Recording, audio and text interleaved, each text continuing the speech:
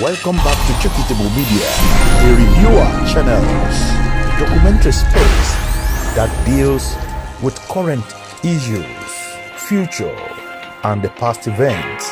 All these events put together will lead you to make a better decision in the future. The review are excellent. Keep on watching. A great lecture here, a great talk here. It is actually the Press Day, International Journalism Day today. I want you to listen to this journalist, a senior one indeed, Dr. Marho, and that is his name, explaining and putting into perspective what journalism is. Putting into perspective the theme, explaining the theme of the Journalist Day today at AIT. I think he did the best, to the subject, explaining. So if you are into journalism, or if you are onto social media or any media at all, you need to listen to this and watch, so that at least you know what is actually the thing you are doing. Because these days, I see majority of the people not even doing what they call the real journalism. It goes beyond entertainment. PR. Public relations, skit making and stuff. We're talking about quality delivery, quality journalism, quality media presentation, quality broadcasting. If you're on social media, just see yourself as a contributor and into journalism wherever you are. If you are there, we're talking about freedom of expression. It was all explained by Dr. Marho here. Explained everything into details and explaining how they come together. Journalism, broadcasting, freedom of speech, everything coming together. Because now you see, if not because of freedom of expression, how will I be on social media? How will I have a handle whereby I'll be able to express myself? So if you are expressing yourself one way or the other, try to seek for the truth, because it's all about the truth. You know that some people, the challenges they have bringing out the truth. If we were to be on the whole media way, we wouldn't be here today, whereby information collectively were gagged. You won't be able to express yourself. You won't be able to say anything. Information were hoarded in those days. But right now we have social medias and everything is everywhere now. But we need to know the way to, dispel the truth. Whatever you do, or whatever we present, it should be the truth and nothing but the truth. So you don't have to be, the certificate carrying journalist, or, doing your journalism. So if you're into vlog, if you're into blogging, you are into, presentations, just make sure everything you present is the truth. It's an avenue to bring our opinion on the table through investigative journalism, investigative findings. I want you to listen to this as Dr. Marho puts everything in perspectives. It's a day. It's indeed our day. Nice to be here. Nice to see. It rings bells back to me when I think of the theme for this year: a press for the planet, journalism in the face of environmental crisis. My mind just went whoops to Kensara Wiwa, the environmental activist. Yes, who got the Goldmark International Award. But let's begin with the ideology of press freedom and how free the press is in Nigeria. Thank you for that question, and it's a good way to start. The ideology of press freedom. The idea of press freedom is very fundamental to a properly functioning society, to a democratic society that is enshrined. Let's forget that is in our Constitution, that is enshrined in the Universal Declaration of Human Rights, Article 19. It's so fundamental that press freedom is seen. Press freedom, and its attendant freedom of expression is seen as a human right. It's a human right. The fact that you are a human being, you are entitled to freedom of expression. and by extension, freedom of the press.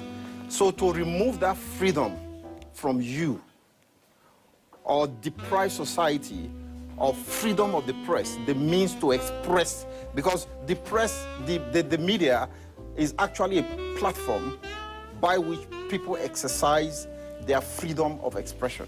So you say freedom of expression, and what means or medium do people use to express that freedom of expression? It's the media. That is why when you talk about press freedom and freedom of expression, they go hand in hand, they go together. It's so fundamental that it's seen as a human right. And that is why, like I said, it's enshrined in Article 19 of the Universal Declaration of Human Rights, is in the African Charter on Human Rights, and it is in ECOWAS Protocol on Peoples and Human Rights.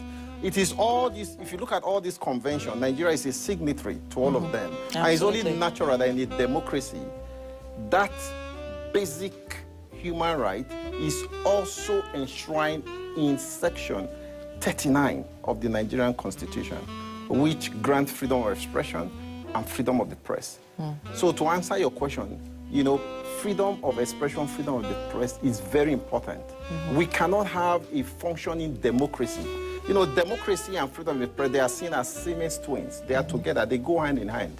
And like I always tell people, when an autocratic regime comes into power, what is the first thing they do?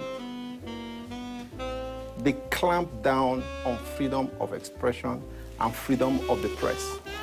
That is what, that alone tells you that democracy, what makes autocracy different from democracy is freedom of the press and freedom of expression. So when you remove freedom of expression from a society, or you remove freedom of the press from a society, what you have is autocracy, not democracy. All right, I asked that question for us here in 2024. 2023 was one of the most devastating years for journalists across the world. I think we had about 71 journalists and media workers who were killed in cold blood. And only 13% of those murder cases have even been investigated and found, a closure.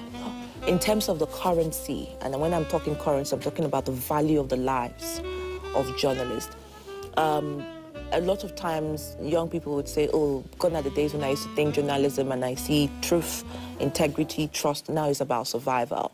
So where do we draw the line between, journalism and its integral role in terms of questioning truth, relations to power, and also the role of the society to put a value currency on that role?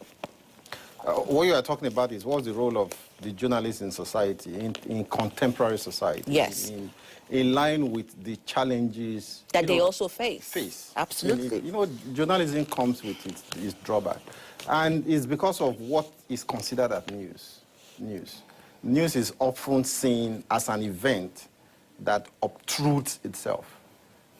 Obtrusion means it has to be extraordinary. And often conflict, war, provides the best source of news. And often in the practice of journalism, journalists are, at times, in order to deliver the news, put themselves at risk. It's just like the war between Israel, if we want to call it a war, or some people have called it a genocide going on in the Gaza. You find out that many journalists have been casualties of that conflict because it is a very fluid and dangerous situation. However, when we look at, that's on the global scene. However, when we look at the Nigerian situation, coming back home, you're going to find out that most of the atrocities being perpetrated against journalists in Nigeria by the political class.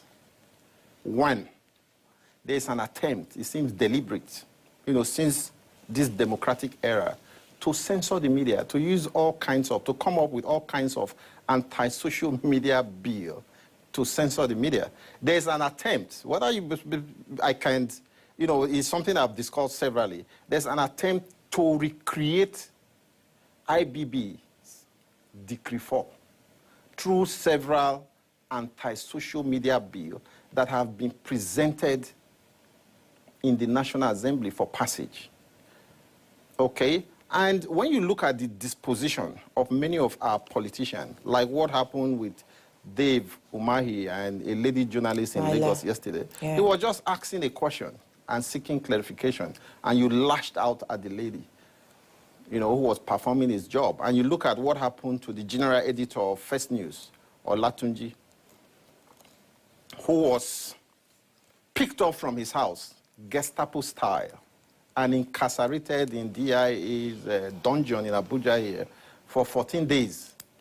And no charge has been brought, you know, against him as we speak. So these are some of the challenges. And when you hear somebody like early this year or sometime last year, the person of Femi Gbajabiamila, who is the secretary to the government of the Federation, making statements like that the social media is a societal menace. You know, that alone tells you the disposition of the political class towards the media. But these people fail to realize that what we enjoy today as democracy, the dividend which we enjoy, which they are major beneficiaries of, was fought for by the media. They ought to accord the media the space, the right, the enabling law to be able to perform its job without let and hindrance. And when you now see principal beneficiaries of the role of the media in society in enthroning democracy, I now see that these are the same set of people that are working against the interests of the press. It calls for concern. It calls for a lot of concern. When you are trying to go through the back door to muzzle, to suppress, to censor, to make anti-social media laws which work against a democratized media space, it calls for concern. And these people need to sit down and look back. Because the media, like I always say, is the only profession that has constitutional powers to perform its role. Section 22 of the 1999 Constitution, you know, as amended, it states clearly, and I'm paraphrasing, that the media and all agencies of mass communication shall at all times, not sometimes, all times hold government accountable to the people. Hold government accountable to the people. It is not the job of the media to be the vuvuzela of the government, to praise the government, although some of our colleagues are found doing this. If, for instance,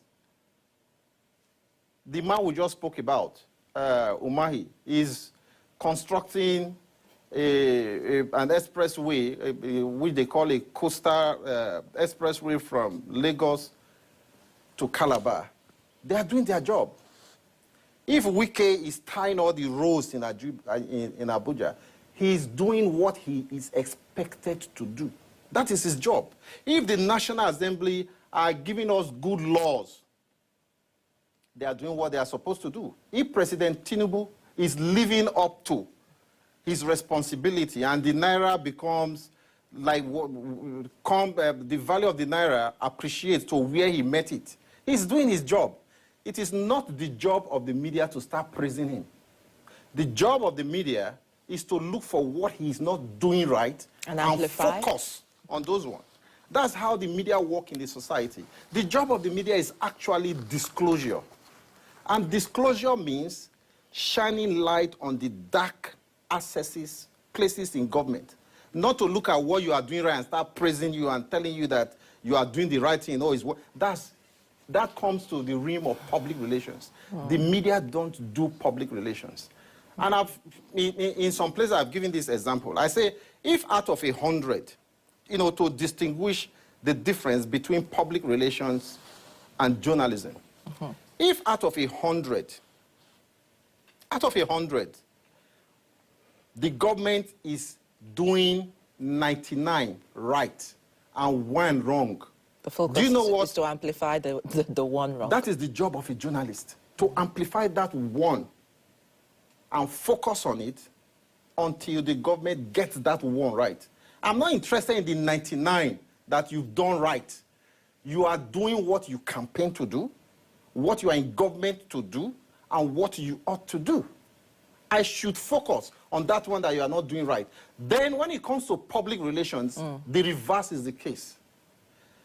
The public relation practitioner wants you to focus on the one that the government is doing right and forget the 99 the government is not doing right. You see, when you now ask them, oh, what about the other? They don't forget, just focus on this one. That's public relations. And journalism don't do that.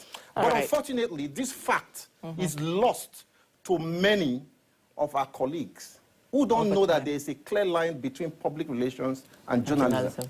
Well, that's a great place for us to, take a rain check and really, really look at the odds of this conversation that Dr. Marho has raised. Thank you so much for the insight. As always, you're a teacher and a scholar at the same time. So it's great listening to you.